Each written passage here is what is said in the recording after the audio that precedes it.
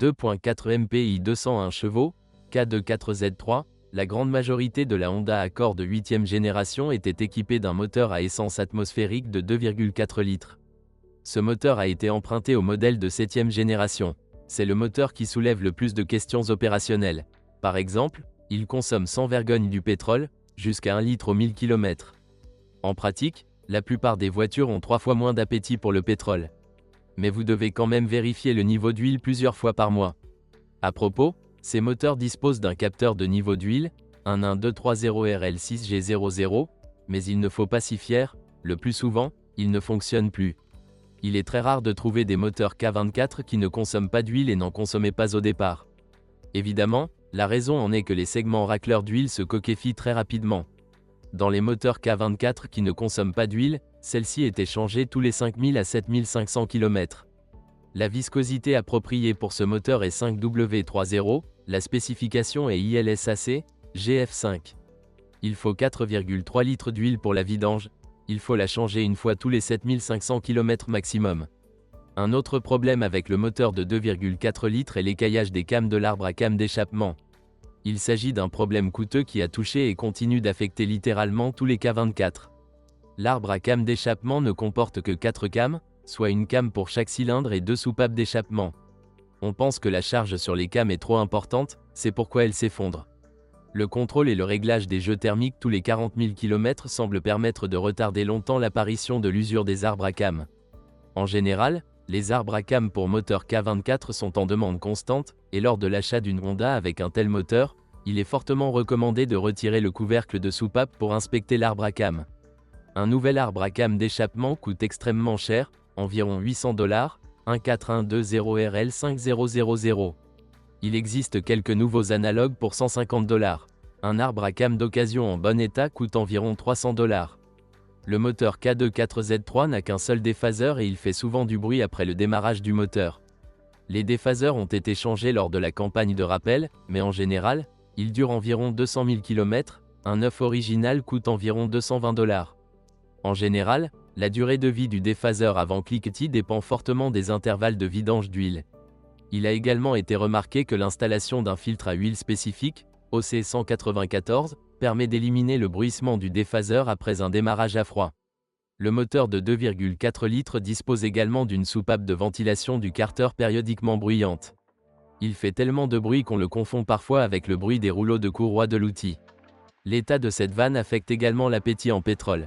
La vanne VKG est située derrière le support du générateur, elle est alimentée par un tuyau passant au-dessus du générateur.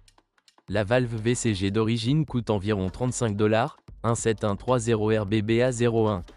Parallèlement, vous devez changer le collier et la rondelle, 95 002 412 5004 et 94 109 14 000. Au lieu de cela, vous pouvez installer la vanne VKG de l'Accord de 7e génération, elle fonctionne mieux, contribuant à réduire à la fois la consommation et même le carburant, 17130RBB003, 17136PNA000, 17139PK1000. En général, le moteur de 2,4 litres le plus courant nécessite une attention particulière. La combustion du pétrole est un phénomène presque constant. Il peut être réduit par décoquage et guéri en remplaçant les segments de piston. Eh bien, les cames d'arbre à cames sont une nuisance qui peut arriver au moteur K24Z3 une fois tous les 200 000 km. La chaîne de distribution de ce moteur est durable, dessert environ 300 000 km. 2.0 MPI 156 chevaux, R de 0 à 3, l'Accord de 7e génération est rarement équipé d'un moteur de 2 litres. Il s'agit d'un moteur de la série R, l'unité est simple et sans problème. La seule chose qui pourrait gâcher sa santé était un catalyseur effondré. Les Accords avec un moteur de 2 litres sont impopulaires parce que ces versions ne disposent pas de haut-parleurs et l'équipement est assez médiocre. Sur notre chaîne, nous avons un aperçu du moteur R18, la version plus jeune du R20. 2.2 ICDTI 180 chevaux, N de 2 à 1. Eh bien, la version la plus rare de l'Accord est la version avec un moteur diesel. Il s'agit d'une unité de marque japonaise de 2,2 litres avec un entraînement par chaîne de distribution et un système Common Rail de Bosch. Ce moteur est plus économique et plus rapide qu'un moteur à essence. Il était disponible associé à une boîte à 5 vitesses. Automatiquement, la Honda Accord était équipée d'une boîte à 6 vitesses totalement sans problème. Transmission manuelle et 5 vitesses de marque. Automatiquement, si vous ne savez pas ce que sont les transmissions automatiques Honda, qui sont un hybride d'une transmission manuelle et d'une transmission hydromécanique. Dans la 8e génération, l'Accord portait l'ancienne boîte à 5 vitesses. Transmission automatique. Elle est lente et réfléchie, mais très durable. Elle n'a aucun problème avec les embrayages, le corps de valve ou le convertisseur de couple. Tous les 40 000 km, l'ATF doit être partiellement changé. Dans ce cas, environ 3,5 litres sont vidangés et de l'ATF frais est versé par le haut par le trou de la jauge. Ces machines automatiques disposent d'un filtre interne, accessible uniquement après démontage. Il existe également un filtre externe, 25430PLR003, mais selon la réglementation il n'est pas nécessaire de le changer. Ce filtre coûte jusqu'à $30. Pour le remplissage, on utilise soit l'ATF Z1, soit l'ATF DW1 plus récent, mais la transmission peut fonctionner avec des coups de pied. Un remplacement complet de l'ATF peut également être effectué. Cela nécessitera environ 10 litres d'ATF. Vous ne devriez pas utiliser de support pour cela.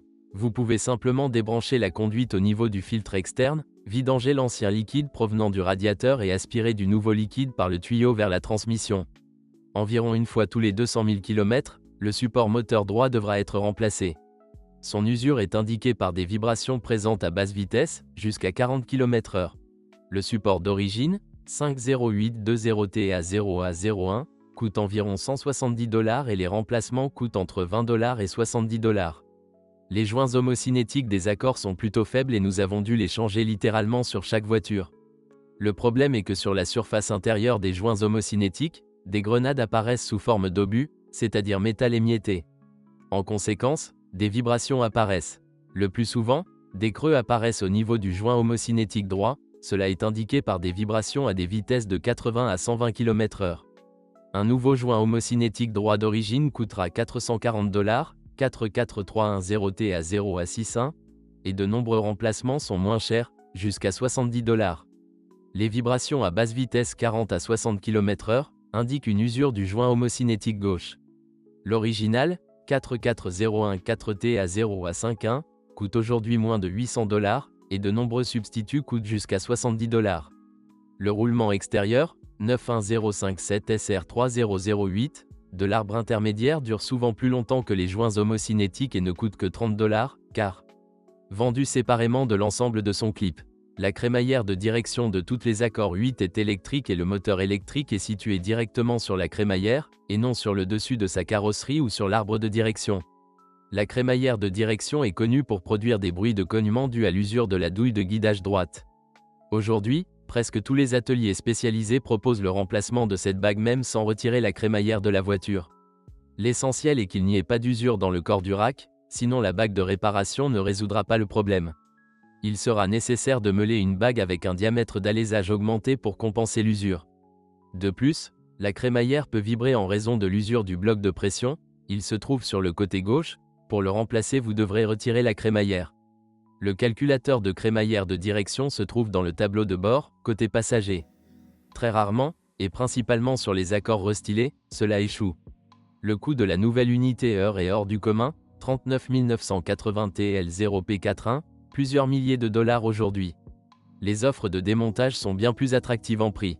Après avoir installé la nouvelle unité, vous devrez calibrer la position 0 du rack. Des capteurs de position du corps sont installés dans la suspension à l'avant droit et à l'arrière gauche. Habituellement, leur tige se casse, moins souvent les capteurs eux-mêmes tombent en panne à cause de l'humidité. Les nouveaux capteurs sont terriblement chers, 3313TA0003, 3314TA0003, mais ils ont de nombreux substituts. Vous pouvez également acheter des tiges de capteurs séparément. Si les capteurs réagissent, le réglage de la portée des phares abaisse les faisceaux lumineux à la position la plus basse. La suspension avant de l'Accord de 8e génération est à double triangulation. Il s'agit de la dernière génération à double triangulation à l'avant. À partir de la 9e génération, les jambes de force McPherson sont apparues ici. La suspension peut difficilement être qualifiée de fragile et de courte durée. Même les liaisons stabilisatrices durent environ 80 000 km et coûtent jusqu'à $25, 51325TA0A01. Les bagues stabilisatrices avant sont changées séparément et sont entretenues pendant environ 150 000 km ou plus. Les originaux coûtent environ 10 $, 51307TL0G01. Quant aux blocs silencieux, ce sont les blocs silencieux arrière des bras de commande inférieurs qui servent le moins. Mais ils peuvent être achetés séparément, l'original ne coûte pas plus de 20 $, 51393SDAA02. Les deux autres silent blocs de bras de commande inférieurs sont également vendus séparément et ne sont pas du tout chers. La rotule inférieure de la fusée d'essieu est vendue séparément et remplacée, son prix est maximum de 45 $, 51220TA0A02. Mais la rotule du bras supérieur est vendue avec le bras lui-même et ne peut pas être changée séparément. Le bras de commande supérieur d'origine dure environ 200 000 km et coûte environ 220 $, 51520TA0A03. Les amortisseurs avant doivent souvent être remplacés ainsi que leur coupelle de montage supérieur, 51676TA0A02, car leur trou central est cassé. Les coupelles de support coûtent jusqu'à 60 $. La suspension arrière comporte 4 bras pour chaque roue et le bras supérieur est en forme de U, presque comme la suspension avant. Ce levier est vendu uniquement assemblé et son prix est d'un maximum de 230 $, 52510TL0E01. Bien que vous puissiez trouver de nombreuses rotules non originales en vente pour 10 à 20 $, elles sont plutôt faibles et sont généralement les premières à nécessiter une attention. Chaque tige de commande de suspension arrière coûte jusqu'à 80 $ et les remplacements coûtent 30 $. Les ressorts de la suspension arrière sont également faibles, 52 441 Tera-litres premier 21, ils s'affaissent rapidement et se cassent parfois. Il est recommandé d'installer des ressorts d'un Breac, 52 441 Tera-litres 4e 31. Les remplacements coûtent entre 50 et 70 $ chacun, tandis que l'original coûte environ 170 $. La corrosion sévit souvent sur les voitures japonaises, mais l'accord de 8e génération y résiste bien. Bien que la peinture soit très facilement rayée et percée par les cailloux. Les capots cratérés sont la norme pour les voitures qui circulent souvent sur l'autoroute. Les éclats de peinture deviennent rouges très lentement et la peinture qui les entoure ne gonfle pas pendant très longtemps. Mais la corrosion peut être trouvée derrière les garnitures de passage de roues, derrière les garde-boue, pendant l'hiver, du sable humide contenant des réactifs utilisés pour traiter la route y est rempli. Les seuils de ces voitures rouillent très intensément, surtout si des garnitures, moulures, sont installées sur les seuils. Souvent, sous le plastique, les seuils sont déjà pourris. Parfois, la peinture au bas du cadre de la porte arrière s'use jusqu'au métal. La corrosion se développe lentement sur les bords des passages de roues et sur le métal le long des joints avec les pare-chocs. Les montants à comportent des moulures qui doivent être retirées pour remplacer le pare-brise ou pour retirer les ailes avant. Presque toujours, les fixations des moulures se cassent, les diamètres des clips métalliques, 91, 573, T, L0 à 305, se détachent. Dans une toge, les moulures tiennent mal et s'envolent souvent tout simplement lors de la conduite à grande vitesse. Ils sont fixés de différentes manières, certaines personnes en achètent de nouveaux, originaux, 73162TL0E01ZC, pour 250 $ pièce, mais ils sont immédiatement peints. Quelqu'un restaure les sections brisées. Quelqu'un sculpte des moulures avec de la colle à verre avant qu'elles ne s'envolent. Coupe imprécise du pare-brise, c'est-à-dire lorsqu'un fil raye la peinture des montants avant, cela entraîne une grave corrosion au bout de quelques années. Sur les accords 8 d'avant restylage, la traverse supérieure des 3 traverses de la fausse calandre se détache parfois et s'envole. Une telle moulure originale coûte environ 120 $, 71123TL0G01, et une grille non originale coûte 2 fois moins cher. Le pare-choc avant a tendance à s'affaisser, comme en témoigne l'écartement accru entre celui-ci et les phares. Il s'affaisse pour une raison, soit à cause du contact avec des bordures ou des congères, soit à cause de plusieurs retraits. Remplacer les supports de pare-choc n'aide guère ici, l'installation d'entretoises faites maison est plus efficace. Les pare-chocs pour amortisseurs sont utilisés comme entretoises. Ils sont insérés verticalement entre l'amplificateur de pare-choc et les supports de pare-choc situés sous les phares. D'ailleurs, le plus souvent le pare-choc de ces voitures est retiré pour remplacer les phares anti-brouillard, ils se brisent très facilement par les pierres. Nous vous recommandons de protéger vos anti-brouillards avec un film blindé. Sur les accords avec toit ouvrant, vous pouvez observer l'image suivante, le joint en caoutchouc autour de la vitre se soulève. Il dépasse car le métal en dessous est fortement corrodé. La corrosion apparaît précisément sur le cadre dans lequel se trouve la vitre du toit ouvrant. Le panneau de verre lui-même peut être retiré, puis le joint en caoutchouc est retiré et la corrosion du cadre est exposée. La corrosion peut être nettoyée mécaniquement et stoppée par des moyens appropriés. Ensuite, vous pouvez peindre le cadre, les zones peintes seront cachées avec un élastique. En général, Il n'est pas nécessaire de peindre le toit. Sur certaines accords, si vous regardez attentivement, vous pouvez voir des bosses peu profondes sur le toit autour de l'ouverture du haillon. C'est une nuisance connue. Le fait est que la carrosserie et le toit, en particulier, ont une mauvaise rigidité. Le panneau de toit joue et se déforme, mais seulement si le panneau de toit ouvrant est retiré, c'est-à-dire si la trappe est ouverte. Ainsi, si, avec la trappe ouverte, une roue heurte un nid de poule profond ou roule simplement sur un trottoir élevé pendant le stationnement, alors le toit jouera, laissant une ou plusieurs bosses peu profondes en souvenir. Sur de nombreuses Honda Accord, le rembourrage des montants a été mouillé après la pluie ou un lavage de voiture. L'eau pénétrait par le toit à travers le mastic de joints fissurés. Ces fissures peuvent être identifiées en retirant les moulures du toit et les coupe-froids le long du bord supérieur du pare-brise. Les fissures dans le mastic doivent simplement être recouvertes en plus. Parfois, les feux arrière transpirent ou même de l'eau s'y accumule.